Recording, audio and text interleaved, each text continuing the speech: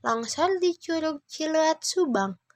Kajadianna tebing longsor narajang jalur wisata nalika hujan ngagebret.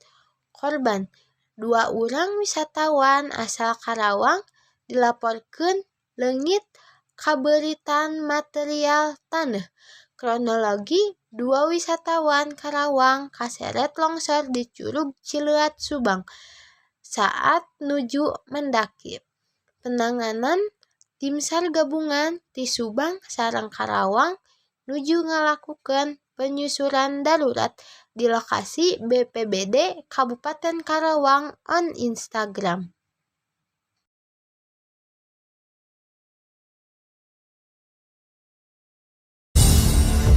Kami ngadoa supados dulur urang anu nuju leungit tiasa enggal kapendak kalayan salamet.